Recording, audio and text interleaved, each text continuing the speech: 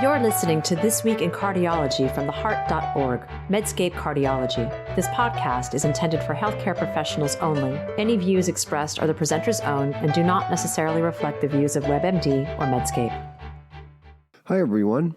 This is John Mandrola from theheart.org, Medscape Cardiology, and this is This Week in Cardiology for July 11th, 2025. This week, some listener feedback on approval of first-generation devices, more on the Ticagrelor controversy, ICD Longevity matters, and Prague 25, one of the most important trials of the year in atrial fibrillation, plus some thoughts on the end of EP as a profession. I say welcome back. The Mandrolas had a fun holiday. One memory from our Independence Day.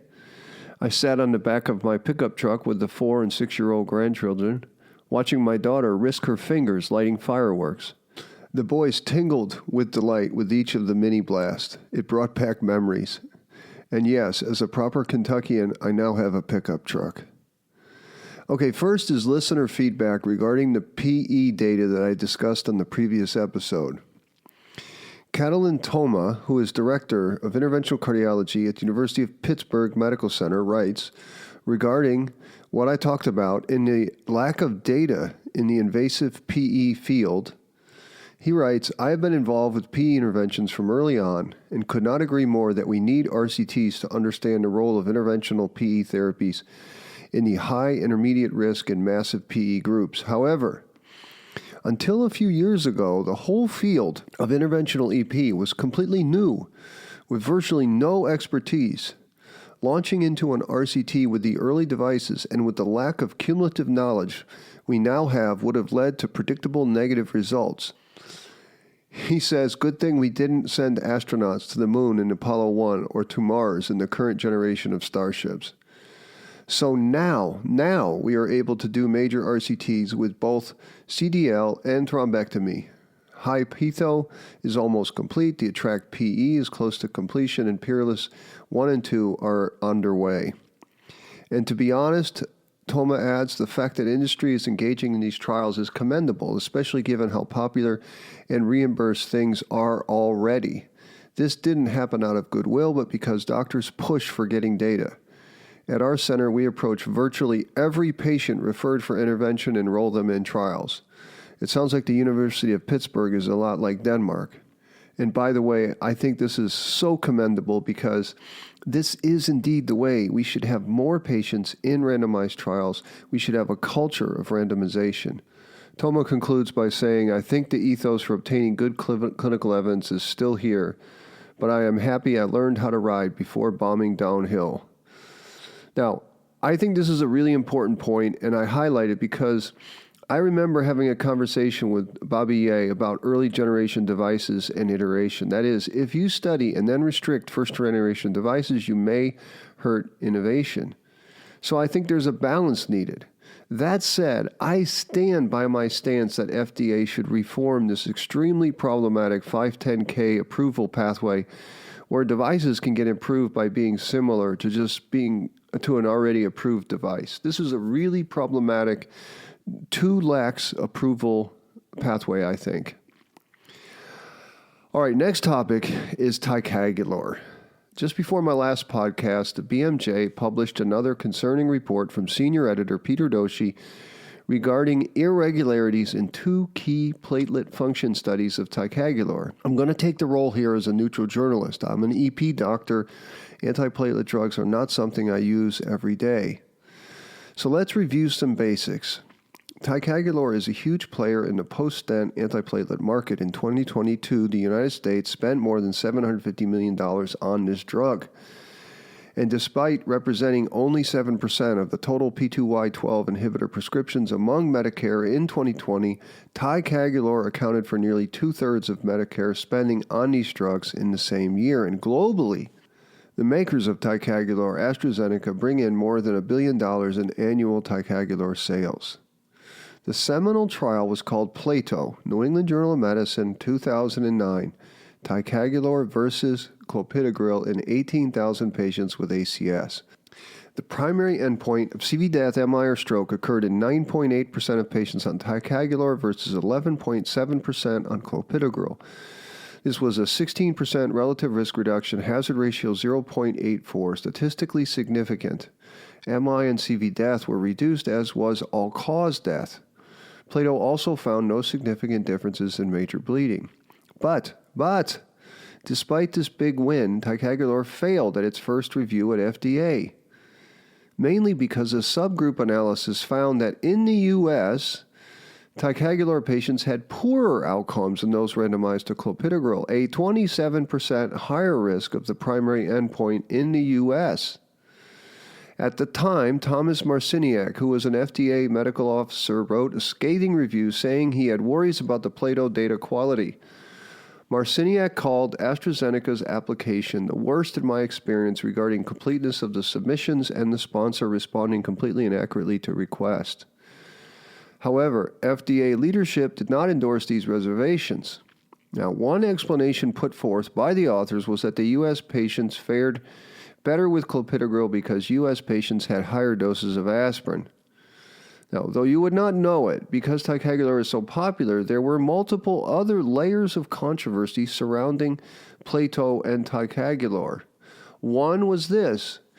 In an analysis based on data monitoring by the sponsor versus data monitoring by an independent contract research organization, the 4 countries exclusively monitored by a non-sponsor personnel, Georgia, Israel, Russia, and the U.S., Ticagrelor fared worse.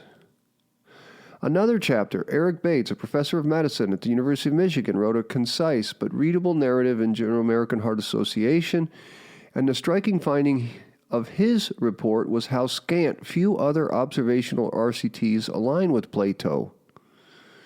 Yet another layer in the controversy, Victor Cerebrani and Dan Attar wrote an editorial in the European Heart Journal in 2010 titled The Plato Trial, Do You Believe in Magic? Their major point was that there was a massive overall and CV death reduction. There were 107 more lives saved with Ticagrelor than after conventional clopidogrel therapy, and that represented a highly significant absolute mortality reduction, and the relative risk reduction was 22%, 0.78. They felt that this was highly surprising because it was 3 times more than the COMMIT trial where clopidogrel beat placebo. What's more, the mortality reduction numerically exceeded the MI prevention benefit, making it a, quote, hitherto unmatchable achievement. Now, it's important to say that Plato authors have published multiple rebuttals, and the Department of Justice investigation was started but then terminated 11 months later. DOJ said, quote, after an extensive investigation, we determined that the allegations lacked sufficient merit such that it was not in the best interests of the U.S. to intervene in the suit.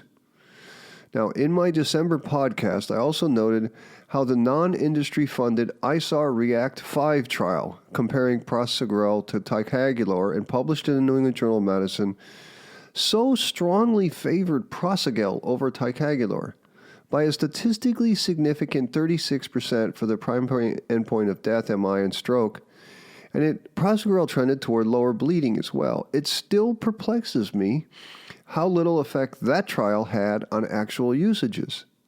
And prasugrel also is once a day. Okay, so the newest BMJ investigation that came out right before I published the late June podcast focused on 2 mechanistic studies supporting the rapid onset and potent antiplatelet effects of Ticagrelor. One was called the Onset-Offset Trial, and the other study was called Respond. Both were published in Circulation. Onset-Offset studied 120 patients who got either Ticagrelor, clopidogrel, or placebo, and Ticagrelor achieved more rapid and greater platelet inhibition than the high-loading dose clopidogrel, and this was sustained during the maintenance phase and was faster in offset after drug discontinuation. The Respond study studied clopidogrel non-responders and found that Ticagrelor overcomes non-responsiveness to clopidogrel, and its antiplatelet effect is the same in responders and non-responders. Nearly all clopidogrel non-responders and responders treated with Ticagrelor will have platelet reactivity below the cut points associated with ischemic risk. Now, you could see how these studies could be used in marketing pamphlets along with the Plato trial to help explain how Plato came out so positive. Norwegian researcher Dan Attar was quoted as saying, quote, "The onset-offset study, when it came out, caused incredible interest. I remember numerous discussion groups where people were asked to interpret these findings. And AstraZeneca was also pressing the message that the platelet studies which found faster and greater platelet inhibition explain the Plato trial results." However, FDA officer Thomas Marciniak noted that the early benefit, which would be expected with faster platelet inhibition, was not seen in Plato. Marciniak wrote, quote, "I would suspect that patients with the very early invasive strategy would have the greatest need for platelet inhibition, but ticagrelor fared worse in Plato for short-term outcomes in these patients." But that wasn't all. Enter Victor Sobrani again, a pharmacologist with experts in platelet function test, and he thought the pharmacodynamic data were too good to be true. Onset-offset study schedule, he reckoned, was almost impossibly intense, including a requirement for 6 blood tests in an 8-hour period. That would require 210 milliliters of blood drawn for the study. The company told Sobrani that it looked into his concerns and found nothing amiss. The BMJ sought to interview 15 investigators in these 2 platelet trials, and few, including the corresponding author, were responsive. One investigator that the BMJ could reach was Tony Nielsen, a co-author of Respond and a principal investigator in Denmark, according to AstraZeneca documents. But Nielsen told the BMJ in a written response, quote, "I did not participate in the Respond study," a statement further substantiated by 2 of his colleagues, and yet he was listed as an author of the circulation paper despite not being involved. Meanwhile, the BMJ found that one investigator, Alberto Yataco, operated an active study site in Baltimore but never became an author despite enrolling 12 patients and ordering extra test kits. Yataco was not available to talk to the BMJ. Now, the next chapter in this controversy was that the platelet tests are known to be finicky.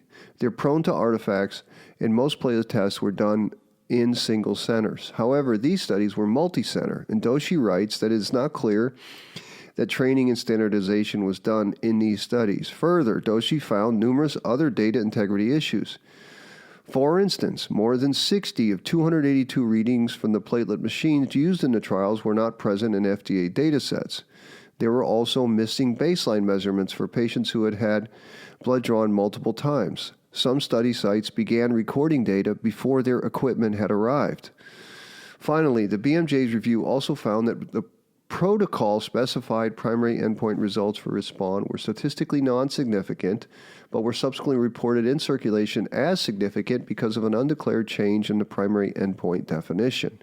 So my overall comments, I would encourage you to read Doshi's reports in the BMJ from December 24th and this year. They're open access. See what you think. Now, my questions go back to Plato. Why does the drug do worse in geographies where there are independent research organizations? Is this a coincidence? Why was it so bad in the United States? Why, as Dr. Bates lays out, was there so little corroborating data supporting ticagrelor versus clopidogrel? Why did ticagrelor underperform so badly compared to prasugrel in ISAR React? I worry that when you put all of these observations together, there is a worry that an accepted drug, a popular drug, may not be what we thought. Maybe there's nothing there, but gosh, if we are wrong about ticagrelor, that would be a big thing. Let me know what you think. I think this is a big story. All right, ICD Battery Longevity. Heart Rhythm has published a simple but important study on the battery life of cardiac defibrillators. And my opinion on this issue has changed. I once thought that the difference of a few years was not that clinically relevant. It's because the way my mind works like this. Maybe yours does too. When I have a talk that is a month or so in the distance, I don't worry one bit about it. It seems so far away. And I never plan anything a year in advance because a year seems like forever from now. So the difference in battery life between, say, 7 and 10 years was just hard for my mind to sort out. It didn't seem significant. But now that I'm old enough to have dealt with nearly every possible device complication And I've come to hate generator changes because this is where many of these complications start. If you meet an EP doctor who's not scared of generator changes, consider referring to a different one. Generator changes deserve everyone's highest respect because these are hazardous interventions. Therefore, ICDs with longer battery lives mean fewer generator changes. This is no small issue. Dr. James Freeman and colleagues used the U.S. remote monitoring data set to study ICDs implanted from 2003 to 2023, and they assessed simply the time from implant to replacement. These data are remarkable. It turns out that the device advertisements had some truth to them. Did you hear that? Device advertisements from the companies had some truth. The first major finding was that battery longevity declined 2 to 3 years for each extra lead implanted, and pause there. This is exactly why primary prevention ICD should be one lead unless there is a real need for atrial-based pacing. Their second finding was that device manufacturer mattered. Estimated longevity could be 2 to 4 years longer based solely on who made the device. And Boston Scientific had long marketed their devices as having the longest battery life, and indeed this data corroborated their pitch. Boston Scientific devices outpaced their competitors in single, dual, and bi-V devices by a lot. I've seen this, and I often use Boston Scientific devices for this very reason. The third finding is obvious, that programmed outputs and the percentage of pacing mattered. It's like my bike light. If I keep it on high, I struggle to finish the 2-hour ride. I continue to believe that device follow-up and attention to details such as this sort of programming is as important as a skillful implant. The fourth finding was that recent generation devices have a little less of that longevity gap, though it still exists. For instance, the estimated median longevity of a single-chamber Boston device implanted after 2022 came out as 180 months. It was only 110 months for an Abbott device. That's 5 years. Now, you might quibble with this because it's an estimated longevity, but the authors would counter that they looked at estimated versus actual longevity in older devices and found that they were in pretty good agreement. My comments. This study seems almost too simple to report on, but it's not. The choice of device manufacturer is too often set by initial cost or relationships with reps. These are both bad reasons. They're ugly even. Battery longevity matters, and Boston Scientific does better than its competitors.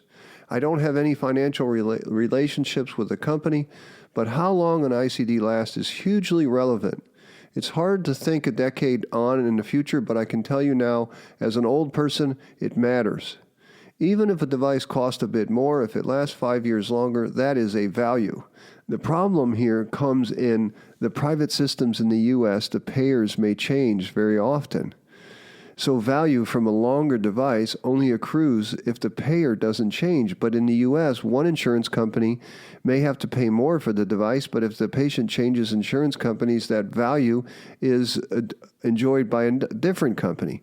I could see how the value proposition is certainly more easily translated to systems that have government-paid healthcare. So like the UK or Denmark or many European countries, if the government is paying, they would want to pay for the longest-lasting defibrillator because clearly it would be more cost-effective. All right, the final topic today is about AF ablation. The Prague 25 trial of AF ablation versus weight loss and lifestyle measures is now published in JACC. This is an important trial. First, some comments about AF ablation. AF ablation is undergoing a transformation I have not seen in 20 years of doing this procedure.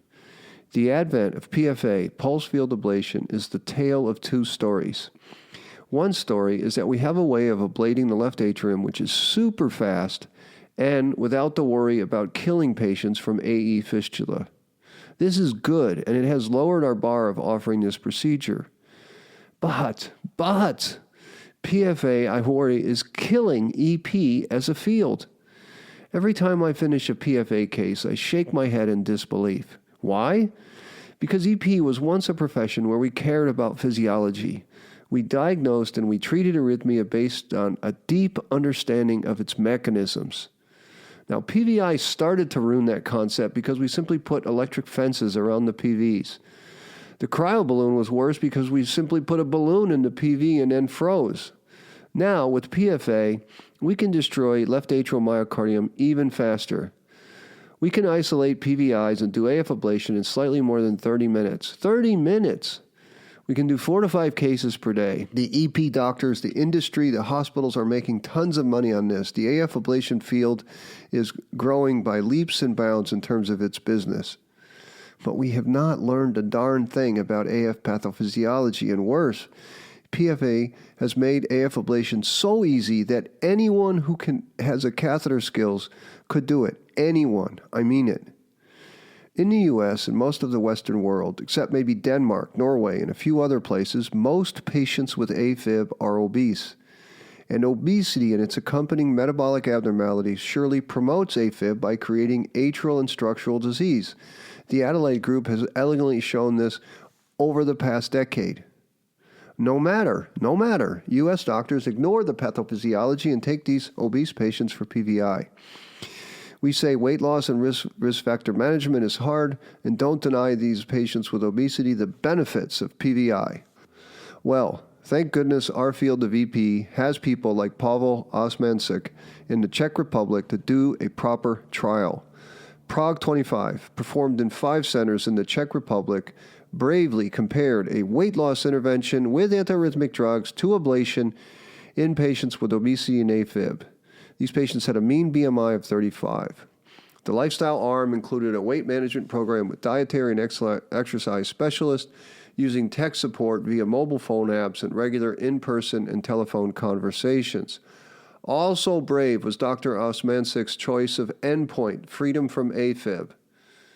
Thank goodness him and his team also measured secondary endpoints, because this is where the real story of Prague 25 lies. His team convinced more than 200 patients to undergo randomization, and this would be a fun study to recruit patients for. Imagine the explanation. You are obese. We could ablate your AFib or put you in a program of weight loss and exercise. That'd be a tough conversation. As you would expect, the results, AF ablation was better at reducing the surrogate endpoint of freedom from 30 seconds of AFib.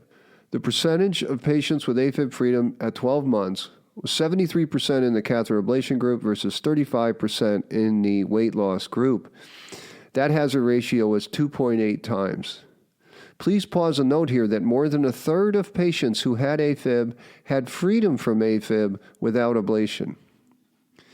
This led to a top-line conclusions that AF ablation was better than weight loss for AFib, and that's a reasonable conclusion from this primary endpoint. However, the real story are the nuanced secondary findings. There's about 5 of them. Weight loss was significantly greater in the lifestyle management group, 6.4 kilograms versus 0.35 kilograms.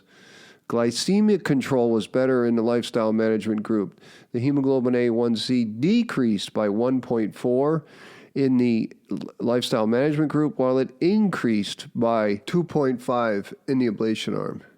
Fitness, as measured by VO2 max, was also better in the lifestyle management group. Reduction in AF burden, which is arguably a more relevant endpoint than freedom from a 30-second episode, was numerically larger in the ablation arm, but the between-group differences did not reach statistical significance, and quality of life improved to equal degrees in both arms, which is surprising because you'd expect less AFib and less antiarrhythmic drug use to associate with better quality of life, but perhaps the weight loss and gain in fitness countered the greater reductions in AFib. The key limitation of Prague 25 was the modest weight loss of only 6 kilograms, which is less than the Adelaide number of 10% body weight loss, where the real AF benefits kick in. But Prague 25 came before GLP-1 agonists were available, and I would love to see this trial repeated with GLP-1 drugs. My comments. I hope your conclusion of Prague 25 is similar to mine. Lifestyle management may have lost on the surrogate measure of freedom from 30 seconds of AFib, but if overall health of our patients is the doctor's goal, lifestyle management clearly won. It led to more weight loss, better glycemic measures, better fitness, and similar quality of life improvements. I seriously think that Prague 25 argues for a conservative lifestyle management first approach to AF in patients with obesity. It also argues most persuasively for a larger, properly powered cabana-like trial with lifestyle management aided by GLP-1 drugs versus ablation. And that's a trial that could change EP for the better.